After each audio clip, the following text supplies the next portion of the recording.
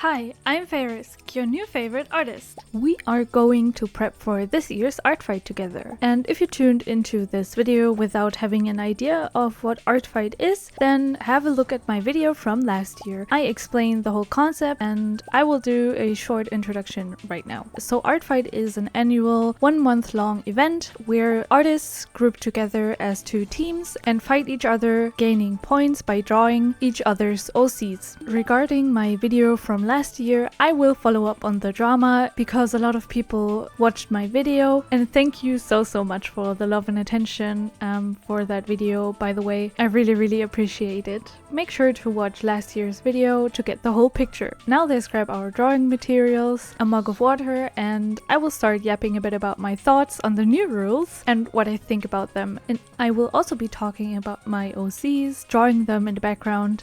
I will also talk about my new OCs and a little bit about their lore and backstories and all that. First of all, I will do a small recap of last year's drama because I really want to address it. In short, I posted a speed paint video on my TikTok. Bad idea in the first place if you ask me, and some people felt offended by the fact that I used Clip Studio Paint's 3D model as a base and traced over it. As the rules vaguely, and I mean it when I say vaguely, and you will see later why, stated that such tracing is not allowed at all, even if you own or have the rights to that resource. Honestly, retrospectively, I was mostly disturbed by the willingness of random people to go out of their way to report my attack, even if the owner of the character never had any issues with the submission as far as I knew, and I personally thought it was a bit over the top when people accused me of being ignorant just because I didn't answer their comments under my video in the first 24 hours. You know, some people have jobs and obligations. That was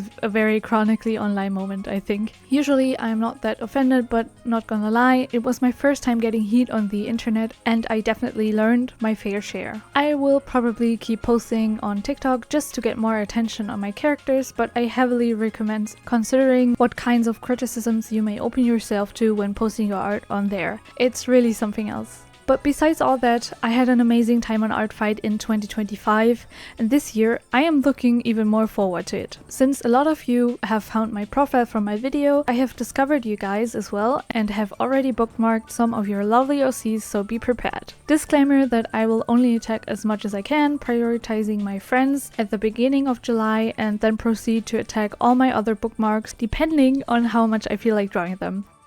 And this is where I also recommend you should do the same to stay sane and energized during the month. Artfight is a game that is supposed to be fun for everyone, so no obligations here. Anyways, here's what I think about the new rules. Here's a short explanation of the rules that have been updated for this year and why I only have one single problem with them. Here's a screenshot of the new rules, or what has been updated and mostly criticized this year. So basically, tracing is not allowed for attacks. It's allowed for your references, by the way. And to be clear, I don't endorse tracing at all, but there are cases like tracing over 3D models, for example, which I did last year, that is not allowed anymore or at all. But tracing in of itself is not illegal outside of Artfight. You should just always be aware of not posting it online without credits or permission, for example. It's not a very problematic practice in the first place, especially for practice or other purposes that I might not even know of. And they argued that this rule already existed last year, which can be criticized and which I will criticize since my post was taken down under that argument of the new rules, but has not been officially written down as such on their website at that point in time, and screenshots from Discord servers cannot count as they are not widely accessible and officially authorized as public rules, because some people posted screenshots of Discord discussions under my video and I don't think that's really fair to take them as factual and official if they're just stated in a private semi-public server. Regarding the update, I was a little shocked at first, ranting with friends about how nonsensical the rules were, but when I let my brain digest the new information, develop some more thoughts about it, I have to admit I don't think the rules are that bad. I have to say that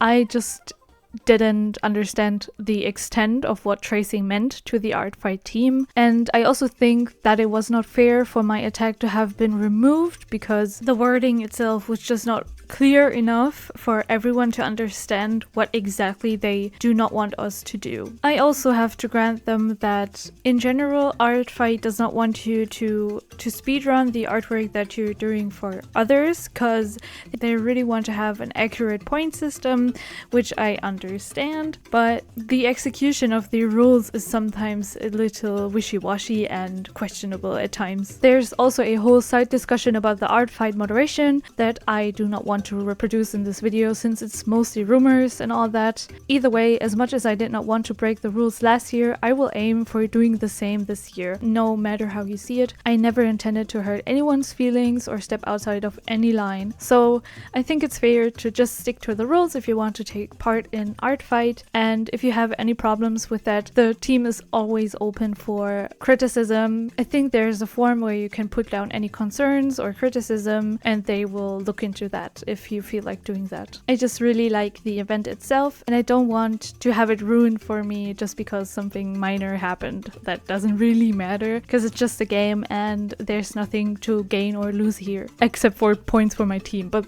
that's not really important anyways. For this year, I really wanted to rework my characters and my character pages, as some of them only had one artwork or reference sheet uploaded, and I thought that it was a little unfair to expect others to enjoy my characters when I clearly have not been exploring them much myself. I created a few new artworks and reworked their designs entirely to fit my current style and preferences that would make me want to draw them more myself. I redesigned my magical girls, for example, Hal and Luna. Basically, their deal is an enemies to lovers story, and yes, I know it's a little overused, but I just like it so much, and I feel like this trope has not been explored too much within Yuri as far as I know. And forgive me, I forgot to turn on record time-lapse in my clip studio after I got a new tablet, which is why I only have a tiny amount of my latest artworks as speed paints, especially the ones that I've prepared for this video, so bear with me. I am currently very into exploring comics because I really want to show how my characters interact with each other, so this is why you're seeing a 2-panel comic of Hal and Luna, the context being that they're in a very casual, usual, standard fighting sequence. Luna is a good magical girl, fighting against evil, and Hal is also transformed,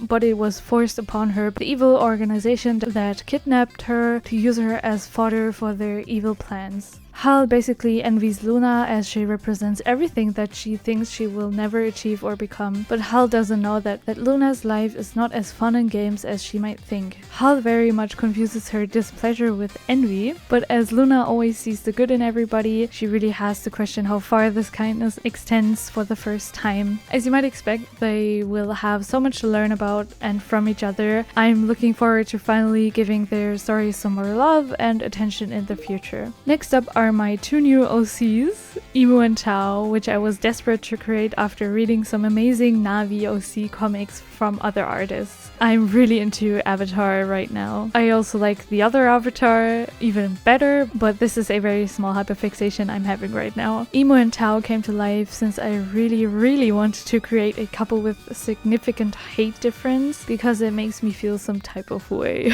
I'm going to read some of their bio to you to explain their lore a bit, but if you ever want extended lore videos about my OCs, I'm very willing to make them. So Emu is an albino Navi and thus considered the most beautiful but rare species of Navi in my version of the universe. They live underground, usually as miners. They mine some underground crystals for drug use, and because they have an economy going on, trading their products to other tribes. They are quite wealthy and are a bit more hierarchical than other Navi folk. Nonetheless, they are more open for diverse expressions of identities and lifestyles. If you didn't know, the official Navi race only consists of 2 genders, and I think that's stupid. Emu works as an entertainer for miners, like a showgirl or those military dance performers, since he is considered exceptionally beautiful through his androgynous appearance. He works among a group of entertainers, but he is interested in discovering more of the surface, though it is dangerous and he has not yet seen the extreme destructiveness of humanity. Emu meets Tao out of pure coincidence when he hears screams for help near his residence in the upper levels of the cave system. He notices notices Tao and decides to save him from the cave creatures that are chasing Tao. Tao later on rests in Imu's home, but his health declines after he catches a fever. Imu takes him into the underground village to get him treatment and save his life. The cave residents believe Tao to be Imu's new pet and are curious to study him since he is so small but looks similar to themselves.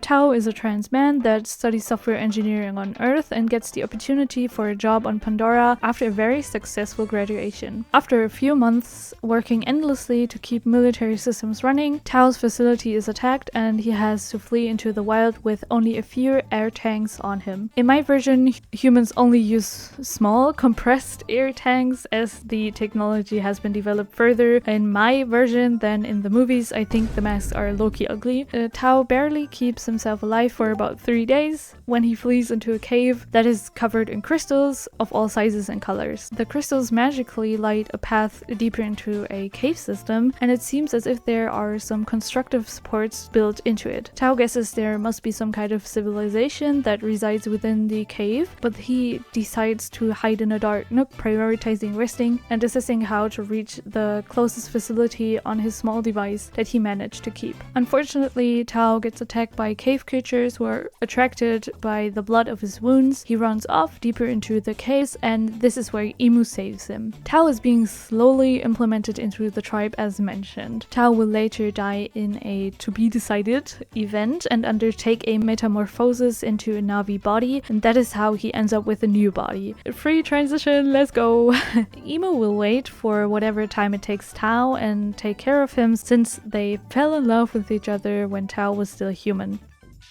That is all for my prep video for now. I hope to see you all on Artfight this year. I will wreck you all, no matter if friend or foe. Please post your users down below. I'm very interested to follow even more people, to see even more cool OCs. I love OCs, I'm very obsessed with them, and I'm obsessed with drawing others OCs. Tell me what you think about the new rules. If you have any criticism towards them, I'm very interested to see your honest opinions. Don't forget to support me on my platforms, which are linked down in the description. Check out my VGen. I offer all kinds of commission work there, and have a beautiful rest of your day.